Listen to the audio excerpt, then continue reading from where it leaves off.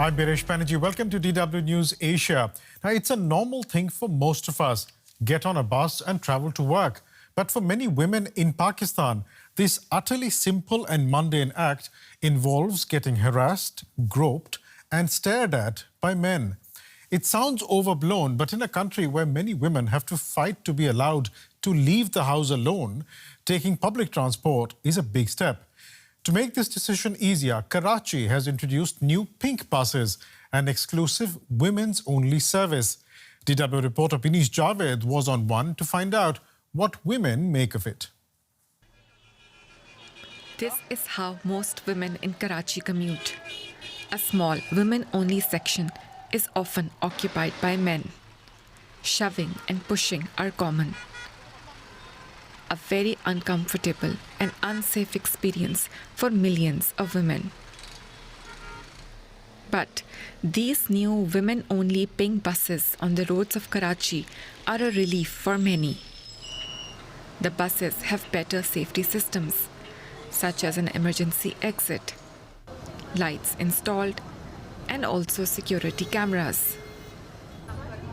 And a one-way fare of less than €0.25 is affordable for most women. One of the passengers is 28-year-old pharmacist Aksa, who now commutes to her workplace on the pink buses.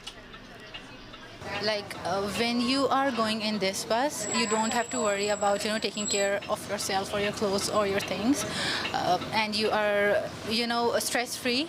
Sometimes when you are doing a long shift and then you have to there is some anxiety in your head that something might happen to you and everything when you are going in the regular bus as compared to this one.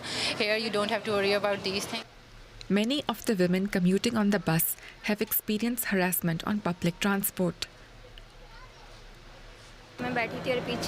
Once, I was sitting on a bus, and a man sitting behind me was touching me. I called him out, but no one there took a stand for me. Sometimes, men enter the women's section if the bus is overcrowded. This is when women experience shoving and pushing by men who do it intentionally, taking advantage. But the initiative is still too small. There are only 19 pink buses for a city of around 20 million people. And sexual harassment is a widespread structural problem.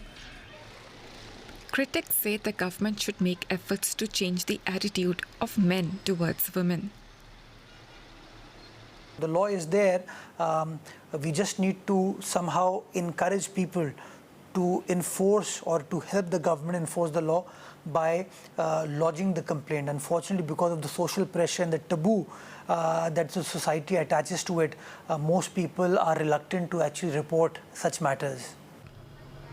While such instances continue, many women believe the pink buses are at least a first positive step at keeping them safer.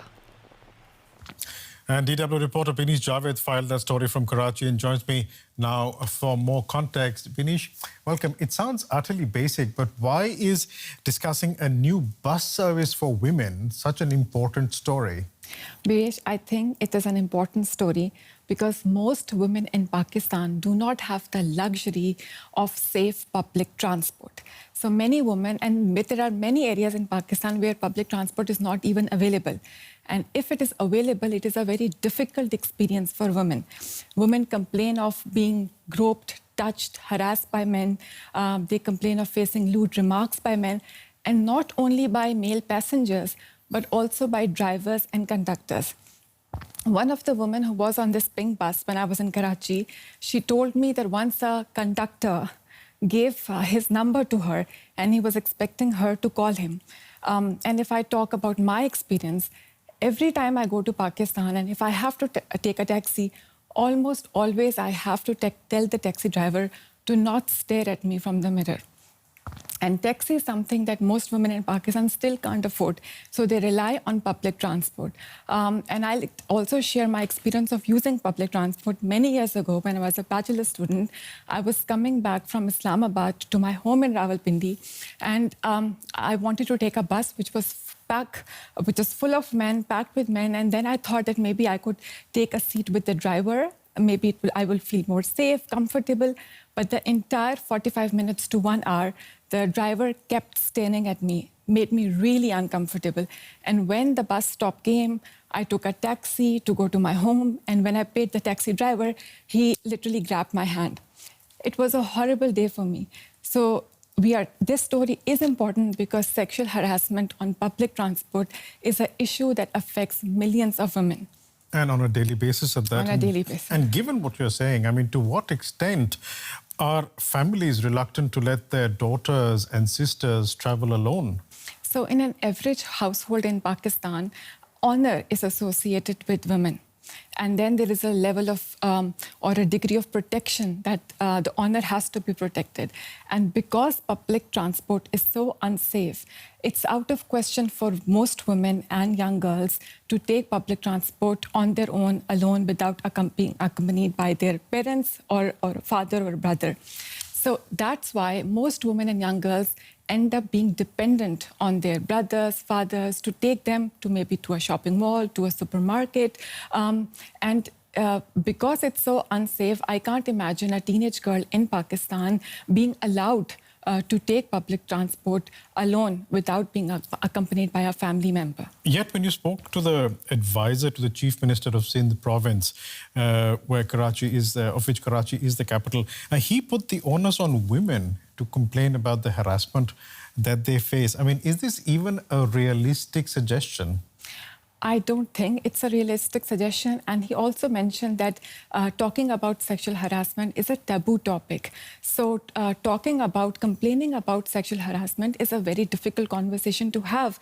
And especially in a society like Pakistan, where if a woman speaks up and talks about a man, touching her or harassing her, she always has this fear that she would be blamed for it. And we also saw in the report that one young woman is saying that when a man was touching her from behind her seat and she called out at him, and but nobody on the bus spoke up for her, which means that there is a certain level of acceptance that this is tolerable. So I think expecting from women to speak up and to talk about sexual harassment is not a very practical approach. I also think that access to law enforcement agencies is a very difficult process because police would not come to the bus to protect the woman. If a woman has been harassed, she would have to go to the police station to file a report. And even the police is patriarchal. And a woman without a man going to a police station is something where she would fear that maybe she would be harassed by the police. And if some women had mustered up courage and they talked about it, they filed a report, if we look at the conviction rate of such cases, it's almost negligible. And just based on what you're saying, I mean, the question really is, are women even able to participate fully in public life, given that there is so many of these restrictions when it comes to just simply taking public transport? I think public spaces in Pakistan are still largely dominated by men. It's difficult for women to claim public spaces. And when women do not have access to public transport, their social lives are affected. And very important issue, that is the issue of employment. So women do not have access to employment when they do not have safe public transport. And statistics say that only 20% of women are part of the workforce of Pakistan. And we also spoke to an expert about this. And let's have a listen to what she said. A lot of families, they want to educate their daughters, but they're not able to because public transport options are so limited. So now we have a vast section of women in Karachi that are not educated and they weren't able to pursue that. So Biresh, when you do not have access to safe transport, then it means that you do not have access to schools, you do not have access to colleges. And she's talking about Karachi. Karachi is the largest city of Pakistan. Imagine the state of women and young girls in small towns and villages. For them, it is impossible to even dream to have a career because they simply do not have the opportunities and do not have the access to safe public transport where they can commute to their workplaces. So are services like this women's bus service in Karachi to be rolled out nationwide? Is that the answer? Personally speaking, I like the project. and most of the women that actually every woman that I spoke to, they were happy, they were appreciative of this project, but it's not a sustainable project. It's difficult to expand this project because, and even now there are only 19 pink buses for a city of almost 20 million people. So majority of the women do not have access to pink buses.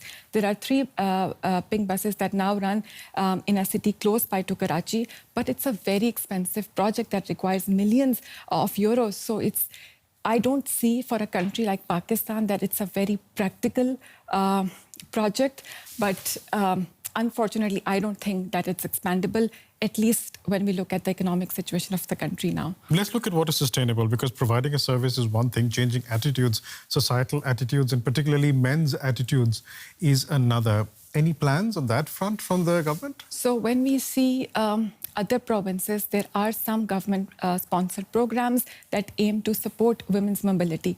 But when it comes to changing attitude of men towards women, there are hardly any efforts. And I also think it's a systemic problem that exists in Pakistan. When we look at the leaders at very top positions in the country, even they are patriarchal in their approach. You would listen to derogatory remarks by them about women. And I'll give you an example. One politician from Karachi, his video is being circulated on social media, and he's talking about politics. But in his interview, he gives an example and says that if you are being raped, enjoy it. Right. So that kind of insensitivity exists among men. So I don't think there are any efforts being made to change attitude of men, because they are dominated, they are ruling the country, even in the household, even at public offices. And even if there are some movements to change attitude of men towards women, they often get a lot of resistance from the society. Vinesh, we'll leave it there. Thanks so much for coming in for this very important subject. Welcome. And that does it for today. There's more on the website. We'll see you here tomorrow. Goodbye.